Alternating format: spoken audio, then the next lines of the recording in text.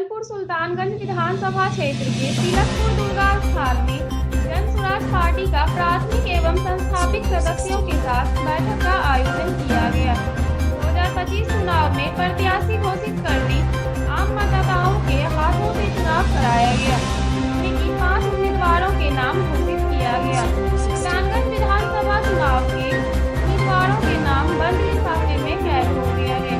बंद लिफाफे में भाग का फैसला जन स्वराज के आलोकन करेंगे। उम्मीदवारों की सूची में मनीष कुमार, ममता शर्मा, विपिन सिंह, अनिल मंडल और राकेश कुमार हैं।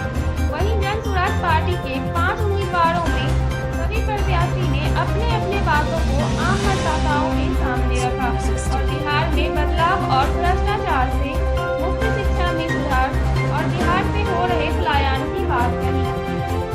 जन स्वराज पार्टी प्रत्याशी एवं समाज सेवी मनीष कुमार ने अपने बातों को सुल्तानगंज विधानसभा मतदाताओं के बीच रखते हुए कहा, बिहार में जन स्वराज पार्टी की सरकार आ रही है। सबसे पहले प्रखंड में हो रही भ्रष्टाचार, शिक्षा में सुधार और स्वास्थ्य विभाग में लापरवाही सुधारने का काम करेंगे। मनीष कुमार ने यह भी कहा, सुल्तानगंज विधानसभा की जनता मुझे चुनती है। 1 सप्ताह के अंदर हमारी पार्टी का असर देखने को मिलेगा। बिहार बदलाव का प्रशांत किशोर ने जो वादा किया था, मनीष कुमार ने यह भी कहा, हमारी पार्टी 243 सीटों पर चुनाव लड़ेगी। बिहार की जनता हमारे जन स्वराज पार्टी के साथ है। अच्छी लग रहा है, ये बात अच्छा लग रहा है। बिहार में विधानसभा चुनाव पहली बार इस तरह का हो रहा है, कैसा महसूस करते हैं? सबसे बढ़िया, सबसे बढ़िया सरकार, बढ़िया, सबसे बढ़िया बढ़िया।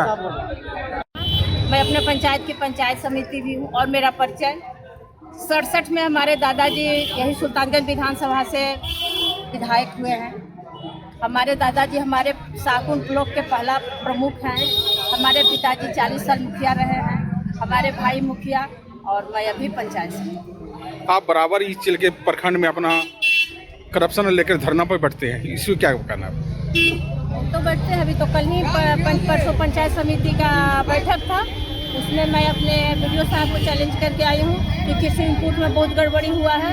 इतना मतलब दे दिया है लोग कि कहीं किसान लोग बर्दाश्त नहीं कर पा रहे, किसी को 1500, किसी को 1600। इस पर तुरंत आप इस पर जांच बैठाइए, नहीं तो हम लोग धरना पर बैठेंगे और कल से प्रक्रिया शुरू हो जाएगी। नहीं वो लोग जाँच करवाएंगे तो हम लोग धरना पर बैठेंगे। पिछले साल भी सीओ के साथ हमको झगड़ा हुआ था और लड़के अपने पंचायत में दिलवाए हैं। जन स्वराज की सरकार आती है बिहार में, क्या करना है? बिहार में जन स्वराज की सरकार आएगी ना तो हम लोग बिहार को सुधार मंत्री पे, लेकिन आज तो सब अपने सिंहासन पे विराजमान है। उन्हें शर्म कहाँ है? अपनी झोली भरने से मतलब है, जनता भूखे मरे या दर दर की ठोकर खाए। इसलिए इस बार आप लोग को अपने बच्चों के लिए वोट करना है कि आपके बच्चे को अच्छी शिक्षा मिले।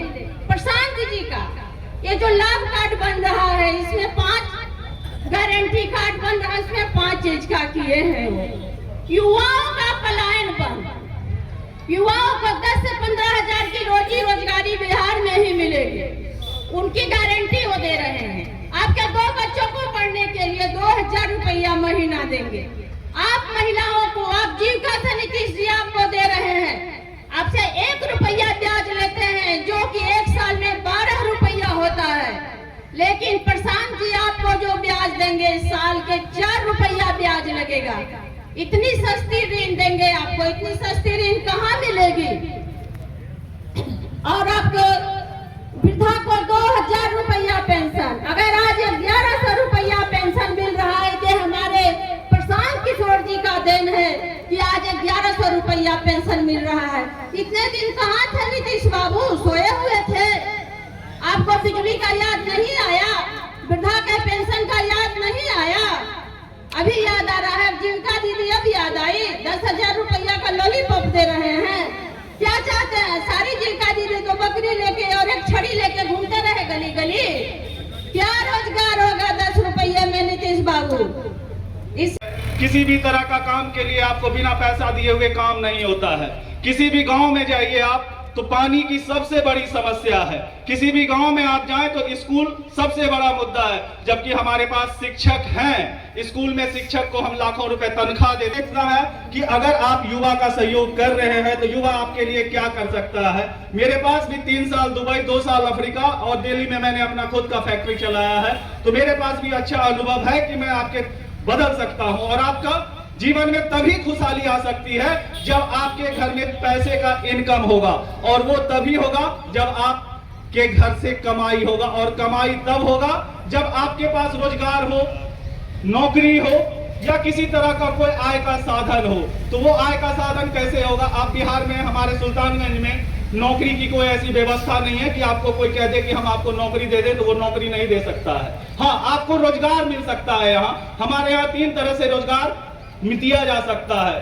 पहला है, हमारे यहाँ पानी की अच्छी व्यवस्था अगर कर दी जाए तो यहाँ मखाने की खेती, मछली की खेती और पशुपालन से आपको रोजगार दिया जा सकता है, जिससे हर घर में अभी 10-15 हजार का नौकरी करने के लिए लोग दिल्ली, पंजाब, गुजरात सब जगह जाते हैं, लेकिन यहाँ रह के काम करने के लिए अगर आप किसी बैंक में जाते हैं लोन लेने के लिए, तो आपको 1 लाख का भी लोन लेना हो तो कई एक तरह के कागज मांगे जाते हैं जो आप नहीं दे सकते हैं और आपको लोन नहीं मिलता है।